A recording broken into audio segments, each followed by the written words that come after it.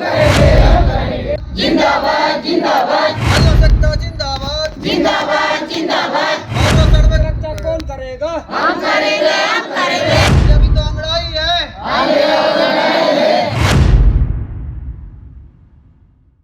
नमस्कार, भूगोल टीवी में आप सभी का एक बार फिर से बहुत बहुत स्वागत है।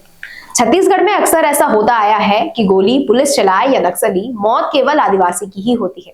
पुलिस का मुखबिर के नाम से नक्सली आदिवासियों को मौत की घाट उतार देते हैं, तो वहीं कई बार पुलिस नक्सली मुठभेड़ में मारे जाने वाला नक्सली भी आदिवासी होता है। भले ही आदिवासी नक्सल संगठन के दबाव में काम कर रहा हो, पर पुलिस की रिकॉर्ड में नक्सली साबित होता है। माओवादी अपने जनाधार को बचाने के लिए आदिवासियों का सहारा लेते हैं। पुलिस और नक्सलियों के बीच निर्दोष आदिवासी शिकार होते हैं। इसके खिलाफ अब आदिवासी समाज ने आवाज उठाई है और इसे रोकने के लिए सरकार से गुहार लगा रहे हैं।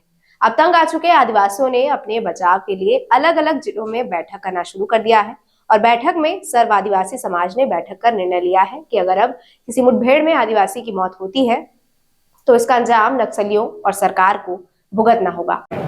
हाँ, ये है कि हम लोगों ने समाज की तरफ से एक बैठक किया था और इस बात को हम वर्तमान सरकार के पास भी रखेंगे।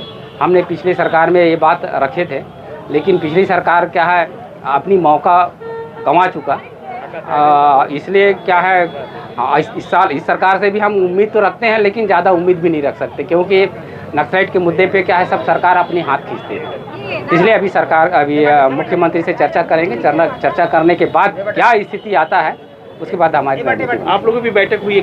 हाँ, यह गाँव स्तर पे बैठक चल रही है और हम गांव में बोल भी रहे हैं कि अब कम से कम अपने लोगों को बचाएं, जितना ज़्यादा से ज़्यादा बचाएं, क्योंकि मारे तो जाते हैं, चाहे पुलिस के द्वारा मारे जाते हैं, चाहे फर्जी मुठभेड़ में मारे, चाहे कुछ भी मारे, तो हम अपने ही लोग मारे जाते हैं। अगर सिपाही भी मारा जाता है तो अपने ही लोग मारे जाएंगे और आने वाला समय में ज़्यादा विकराल होने की संभावना है।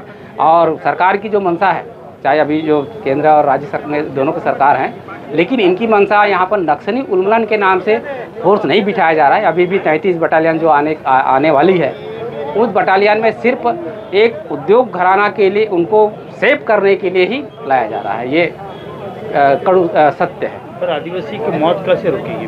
ये आज रुके, ये तो ऐसा है कि वो दहशत फैला करके वहाँ पर यहाँ के उद्योग, यहाँ के खनिज भंडार को यहाँ से निकालने की जो प्लान बना करके ये इसलिए इन लोग ला रहे हैं। अब ये इस चक्कर में क्या है हमारे लोग ही मारा जा रहा है, तो हम उसके लिए रास्ता बना रहे हैं कि किस तरह से वो करें। अब ऐसा भी फरमान जारी हो चुका है कि आने वाला समय में जो भी आता है उसका ही नेस्तनाबूद कर दो, तो लीडरशिप भी कौन करेगा? नक्सली भी तो ढाल बना रहे हैं। हाँ, आदिवासी नक्सली भी आदिवासी का ही ढाल बना रहा है और पुलिस भी आदिवासी का ही ढाल बना रहा है। हम दोनों तरह से पिसा रहे हैं ना, तो एक बीच का रास्ता निकालने के लिए सरकार को कम से कम सामने आना चाहिए। अगर वो खनिज भंडार निकालता है तो बिना संपत्ति के नुकसान के बिना जनमल के नुकसान के बगैर वो निकाल सकती है, बैठ के तो बात कर सकती है ना। ये पिछले दरवाजा से आप लीज दे देंगे तो ये संभव नहीं है ना। यहाँ की जो प्रक्रिया है उस प्रक्रिया का पालन करते हुए यहाँ पैसा नियम लागू है, तो पैसा के तहत क्या है आप ग्राम सभा के प्रस्ताव पास कराएं, ग्राम सभा से प्रस्ताव हो जाता है तो आप आसानी से ले सकते हैं। आप डरा धमका के पुलिस के बल में आप लीज ले करके और काम करवाएंगे तो ये संभव नहीं। समाज का अगला रुख क्या रहेगा? हाँ, ये तो लड़ाई लड़ते रहेंगे जैसा लड़ रहे हैं रोड की लड़ाई, और रोड की लड़ाई तो सुनवाई होना नहीं है। उसके बावजूद भी जो जैसा बनता है वो अपनी लड़ाई जारी रखेंगे।